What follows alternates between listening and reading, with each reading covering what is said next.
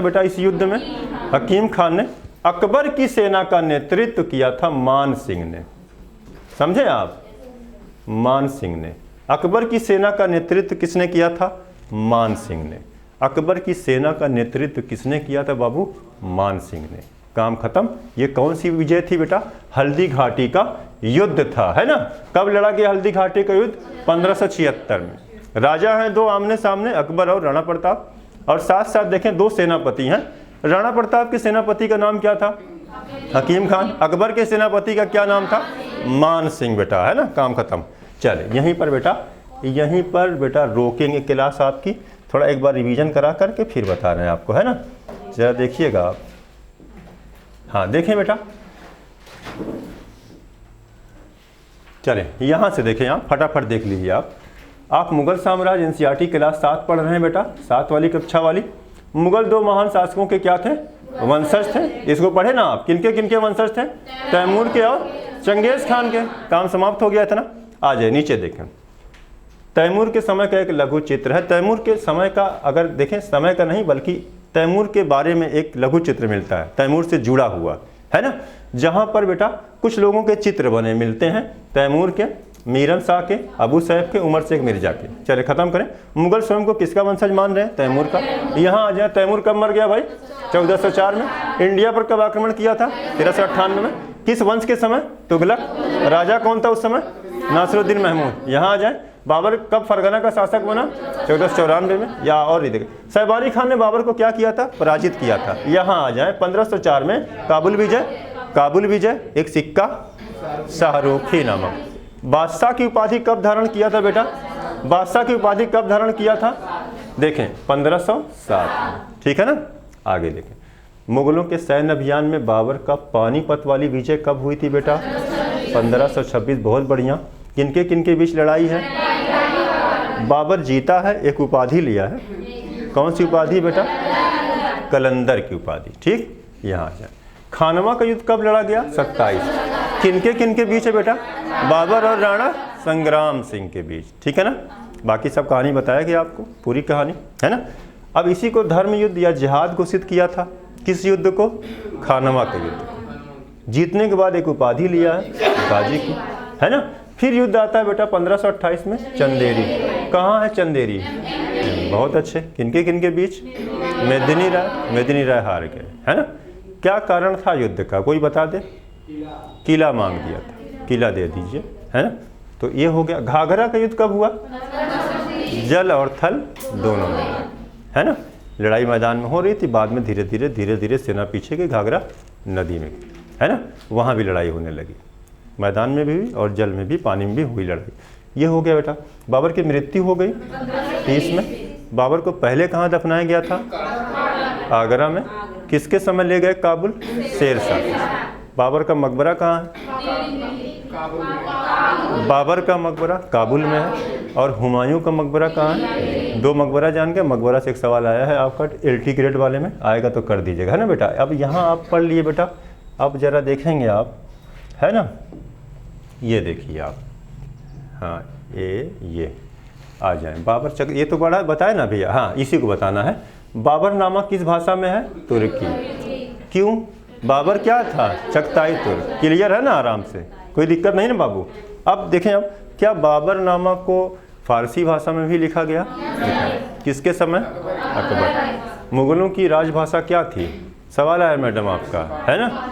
मुगलों की राजभाषा फारसी थी, है ना। और अकबर के समय फारसी भाषा में लिखा गया बाबरनामा। किसके द्वारा? रहीम के द्वारा। चले ये हो गया बेटा, इतना बता दिए।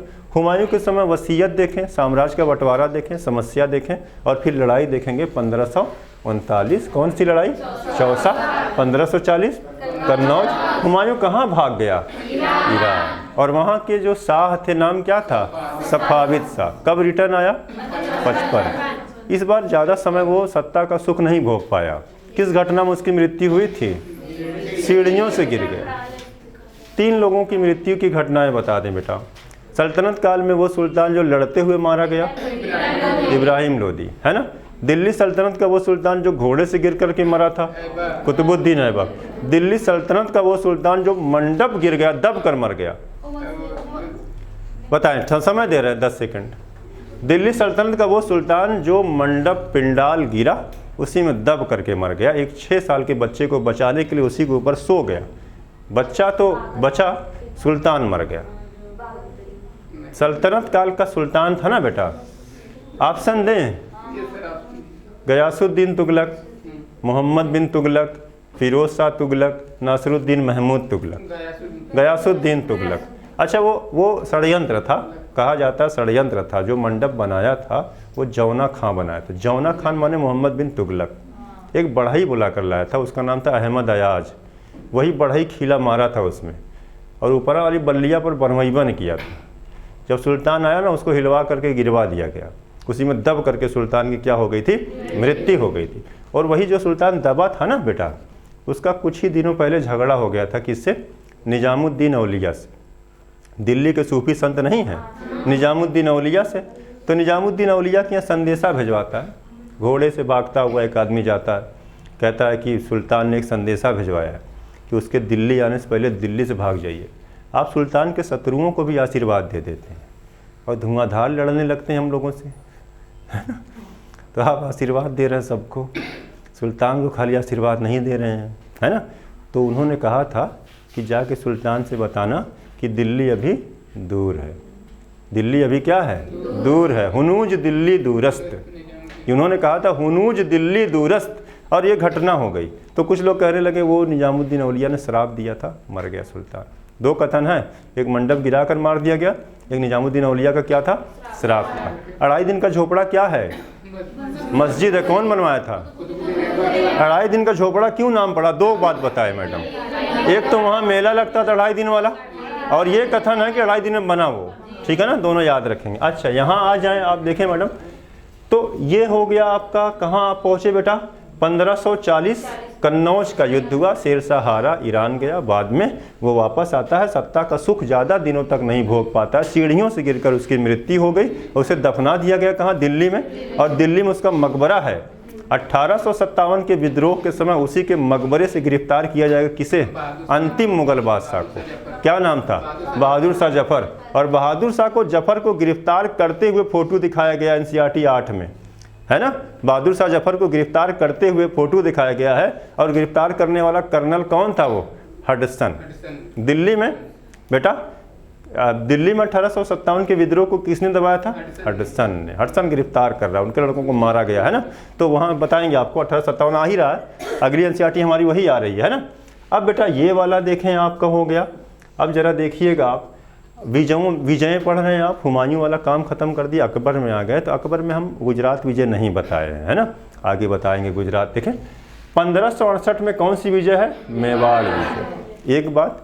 और 1576 मोस्ट इम्पॉर्टेंट आप लोगों के लिए, आप लोगों की परीक्षा के लिए ज़्यादा इम्पोर्टेंट ये है ना। ये हल्दी घाटी का युद्ध कब हुआ मैडम? 1576। किनके बीच लड़ा गया? अकबर और महाराणा प्रताप के बीच, ठीक है ना। महाराणा प्रताप किस वंश के थे? वही वाला बार बार चला आ रहा है ना, बार बार वही चला आ रहा है बेटा, है ना। पैराग्राफ चेंज करके लिख लेंगे। अभी एक चीज़ और लिख लेंगे बेटा, 1601 में अकबर की अंतिम विजय याद है बेटा? असीरगढ़ की विजय। अकबर की अंतिम विजय लिखवा दे बेटा, असीरगढ़ की विजय। अकबर की अंतिम विजय कौन सी विजय थी? असीरगढ़ की विजय, है ना। अब एक चीज़ और बता देते हैं बेटा, 1601 में अकबर की कौन सी विजय हुई थी? असीरगढ़। ये अकबर की क्या थी बेटा? अंतिम विजय थी। हेडिंग डाल के छोड़ेंगे कल के लिए बेटा, जहांगीर की विजय। इतना थोड़ा थोड़ा दिया है, परेशान होने की बात नहीं, इतना आसान सिलेबस है। अगर पढ़ें आप तो सब आपका रेडी हो जाएगा इसी से ना। एकदम कहानी है, छोटी छोटी चीज़ें हैं, ज़्यादा दिमाग लगाने की ज़रूरत नहीं पड़ेगी आपको, है ना। एकदम इत्मीनान से नोट्स खाली बना लीजिए तो आप कर देंगे, ठीक है ना मैडम। नोट्सवा खाली बना कर देखिए आप, फिर कैसे आप कर रहे हैं सब सवाल खटाखट, ठीक बेटा। अच्छा ये देखें आप, आपने इसको भी बेटा बता दिया। अब ज़रा देखिएगा आप एक बार, सर चलें बेटा, आप कल पढ़ाएंगे आपको, ठीक है ना। अब जहांगीर के समय की जो भी विजय हैं, घटनाएं हैं, अभी हम आपसे डिस्कशन कर लेना आराम से, ठीक है। चलिए तब तक के लिए आप आराम से रिवीजन करिएगा, कल पढ़ेंगे इसमें नाम से।